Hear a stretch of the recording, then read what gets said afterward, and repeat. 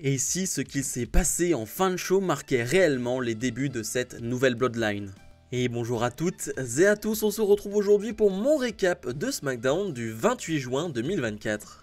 Et ce soir, SmackDown est du côté du Madison Square Garden. Le show va s'ouvrir en coulisses avec une voiture qui s'arrête devant Paul Heyman. C'est Solo Sikoa qui en sort avec Tama Tonga et Tanga Loa. Heyman lui demande où est Jacob Fatu. Sikoa ne répond pas et la Bloodline traverse les coulisses pour arriver sur la scène. Sauf qu'une autre voiture s'arrête derrière, celle de la Bloodline. Cody Rhodes, Randy Orton et Kevin Owens sortent de la voiture et vont chercher la Bloodline sur la scène. Une bagarre va éclater. Dans la foule, Kevin Owens va sortir une Swanton Bomb sur Tanga Loa à travers une table. Puis les officiels arrivent pour séparer les catcheurs. De retour après la pause publicitaire, Nick Aldis demande à Cody Rhodes, Randy Orton et Kevin Owens de s'en aller, mais les catcheurs refusent. Un membre de la sécurité monte sur le ring, mais il se prend un RKO de Randy Orton. Toute la sécurité monte sur le ring, mais les catcheurs s'en débarrassent. Aldis retourne en coulisses. Owens prend un micro et dit que si la Bloodline croit qu'ils vont attendre Money in the Bank, ils sont encore plus idiots qu'ils en ont l'air. Randy Orton poursuit en disant que la Bloodline l'a fait chier pendant 2 ans et ils l'ont mis sur le banc des blessés pendant 18 mois. À Money in the Bank, ils vont en finir pour de bon. Cody Rhodes affirme que la Bloodline voit 3 victimes. Lui voit l'une des personnes les plus dangereuses au monde qui a participé au main event de WrestleMania. Il voit son ami Kevin Owens et il voit un 14 fois champion du monde et le Legend Killer en personne, Randy Orton. Il voit aussi un Madison Square Garden plein à craquer. Cody Rhodes propose de défendre son titre ce soir contre un adversaire qui le mérite. Nick Aldis revient avec la police. Cody Rhodes affirme ne pas voir de chef de tribu dans la Bloodline. Il voit simplement une personne qui va occuper un siège vide lors d'un événement. Cody Rhodes, Randy Orton et Kevin Owens partent avec la police qui les suit. Quel segment pour ouvrir le show. La tension, la folie directement pour ouvrir SmackDown au Madison Square Garden devant 17 000 personnes. Totalement fou. Quand tu vois la voiture où il y a Randy Orton, Cody Rhodes et Kevin Owens à l'intérieur et tu vois les 3 sortir, tu sais que ça va être un bordel directement et ça a été le cas et le public a répondu présent. Ils vont vraiment beaucoup popper pour Orton, pour Cody Rhodes et ça va être tout simplement génial, ça part en cacahuète. Vraiment ambiance de dingue directement et c'est tant mieux. On sait que la semaine dernière, l'équipe de Cody Rhodes s'est fait dominer à cause d'un Jacob Fatu qui est arrivé. Et bien il se venge directement la semaine d'après. C'est une attitude que j'adore vraiment. Match de qualification pour le Money in the Bank féminin. Tiffany Stratton fait face à Jade Cargill qui fait face à Candice LeRae, un combat de 5-6 minutes qui était vraiment bon, vraiment un très bon combat à 3. Intéressant pendant le match, on a Bianca Belair et Nia Jax qui vont être présentes. Nia Jax pour être aux côtés de Tiffany Stratton et Bianca Belair pour surveiller un peu tout ça et être aux côtés de Jade Cargill. Comme je le disais, ça va vraiment bien fonctionner. J'aime beaucoup la performance de Jade Cargill qui va souvent se retrouver en 2 contre 1 parce que les deux vont faire alliance de l'autre côté, mais ça ne va pas réellement suffire parce que Jade Cargill est trop puissante, elle est forte, aucun botch ou quoi que ce soit dans ce match, aucun problème de timing. Pour ceux qui essayent de nous vendre une Jade Cargill qui serait catastrophique à chaque apparition, ce n'est pas le cas. Ce n'est pas parce qu'elle a fait un botch une fois suite à une mauvaise corde qu'elle est une mauvaise catcheuse. Je le rappelle, en tout cas là elle fait une très belle performance. J'aime beaucoup la fin de match, même si pour moi ça ne fait pas beaucoup sens. À l'extérieur du ring, on va avoir une prise de tête entre Nia Jax et Bianca Belair. L'arbitre va être distrait, va leur demander de partir, on ne sait pas trop ce qu'il veut. Et Jade Cargill va se retrouver à l'extérieur du ring et Indi Hartwell va intervenir et va mettre Jade Cargill au sol. Et elle fait ça en douce, comme si elle ne devait pas être vue. Mais je rappelle que dans un match à 3, il n'y a pas de disqualification. Donc je trouve ça un poil bizarre et un poil bête. Sur le ring, Candice LeRae pense prendre le dessus, mais Tiffany Stratton va la contrer. Et elle la contre directement en enchaînant avec son moonsault. 1, 2, 3, victoire de Stratton qui ira au Money in the Bank. Excellent choix. Tiffany Stratton est l'une des favorites pour le Money in the Bank féminin de cette année et donc clairement il fallait la mettre dans le Money in the Bank et c'est le cas. N'hésitez pas à me dire en commentaire si vous la voyez décrocher cette mallette. Match de qualification pour le Money in the Bank masculin. Santos Escobar fait face à LA Knight qui fait face à Logan Paul. Alors j'y connais absolument rien en basket et en NBA, mais on a donc Logan Paul qui va être accompagné de Tyrese Haliburton et de l'autre côté on va avoir un Jalen Brunson qui est présent en ringside. Donc de ce que je lis, les Pacers de l'Indiana ont gagné contre les Knicks de New York au Madison Square Garden le mois dernier. J'y connais absolument rien. Vraiment rien du tout. On va avoir un combat de moins de 10 minutes qui était bon là aussi. Au tout début, on va une nouvelle fois avoir une alliance entre Escobar et Logan Paul, sauf que Logan Paul va jeter cette alliance au bout de quelques secondes, hein, vraiment très rapidement pour faire son propre chemin pendant ce match. Et c'est vraiment excellent. J'aime beaucoup la prestation des trois parce qu'on peut se dire que Santos Escobar est évidemment celui qui est le moins over, celui qui reçoit le moins de réactions, mais il va vraiment avoir son boulot à faire dans ce match, hein. C'est quand même un homme d'expérience. Et de l'autre côté, on a un Logan Paul qui fait simplement son deuxième match du côté de SmackDown. C'est quand même très peu, mais on est content de le voir, il faut le dire. On est quand même très heureux de le voir du côté de SmackDown et de le voir catcher, ça fait quand même plaisir. Et donc on a un vrai bon match.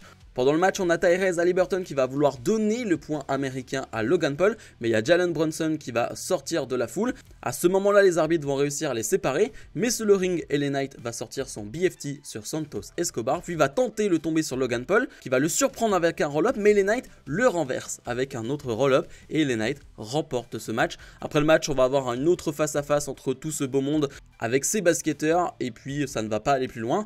Mais LA Knight qui se qualifie pour le Money in the Bank, c'est bien, mais j'en attends pas grand chose. Pourquoi? Parce qu'on le voit venir à des kilomètres. Un Logan Paul qui va intervenir dans le Money in the Bank la semaine prochaine et qui va empêcher LA Knight de décrocher cette mallette. Je le vois venir à des kilomètres pour qu'on aille finalement enfin sur le match LA Knight Logan Paul lors de SummerSlam. Match de qualification pour le Money in the Bank féminin. Naomi fait face à Blair Davenport qui fait face à Indi Hartwell. Un combat de 5-6 minutes. Le match n'est pas mauvais, mais on peut pas dire que le public soit emballé.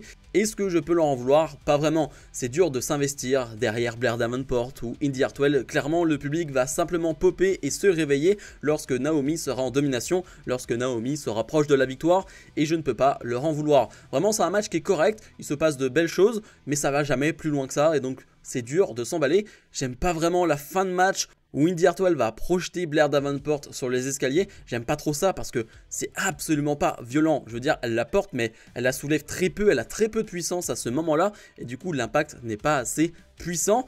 Et à ce moment-là, il y a quelqu'un qui va venir se venger, Jade Cargill, qui elle ne se cache pas. Et oui, car il n'y a pas de disqualification, et Jade Cargill va s'en prendre à Indi Hartwell, va la ramener sur le ring, et Naomi va porter son finish pour remporter ce combat et se qualifier au Money in the Bank féminin. Choix totalement logique et pertinent là aussi.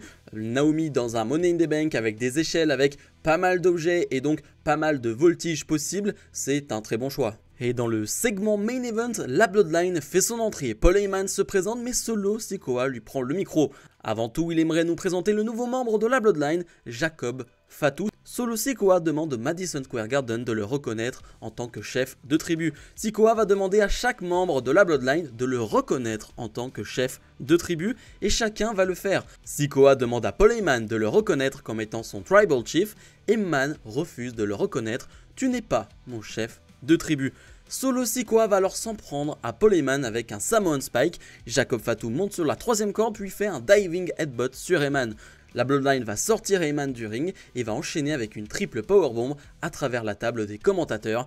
Et le show va se terminer avec la Bloodline qui va lever le doigt vers le ciel. Je parlais de moments marquants, je parlais de moments qui allaient construire cette nouvelle Bloodline, c'est tout à fait le cas. Quand tu t'en prends à Paul Heyman, quand tu t'en prends à quelqu'un qui n'est pas apte à catcher, qui n'est pas un catcheur, qui est simplement respecté par tout le monde, qui est un Hall of Famer, quand tu t'en prends à lui de cette manière-là, alors qu'il est affaibli, il n'a personne pour l'aider, hein, Cody Rhodes, Randy Orton et Kevin Owens avaient été renvoyés de l'arène, ça peut marquer les esprits, ça peut marquer les gens, je pense que ça va marquer les gens. Moi en tout cas, ça m'a marqué, ça m'a surpris aussi, hein, je m'attendais pas à ce que Paul Heyman soit sorti de la Bloodline de cette manière-là, et puis surtout le courage de Paul Heyman qui savait très bien qu'il allait se faire tabasser, qu'il allait se faire passer à tabac s'il ne disait pas qu'il allait reconnaître le chef de tribu. Et pourtant il l'a fait. Il l'a fait parce qu'il n'en pouvait plus. Et d'ailleurs Heyman est incroyable vraiment en termes d'acting. Son jeu d'acteur depuis des semaines et des semaines est au top niveau. Et là tu le sens, il est fatigué, il n'en peut plus, il est épuisé.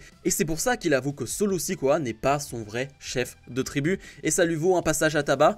Mais c'est pas grave, parce qu'au moins il a dit la vérité, il a dit ce qu'il pensait. Ça va être intéressant à suivre de voir la Bloodline sans Paul Heyman. C'est quelque chose qu'on a tout simplement pas connu, donc ça va être intéressant à suivre. Et puis là clairement ça laisse le champ ouvert à un retour de Roman Reigns. Money in the Bank, SummerSlam, je ne sais pas, mais Ça sent très très bon le retour du vrai chef de tribu. Bilan de ce SmackDown, on est sur un 8 de mon côté parce que les matchs de qualification ont été bons dans l'ensemble, mais il n'y a rien réellement qui sort du lot ou quoi que ce soit.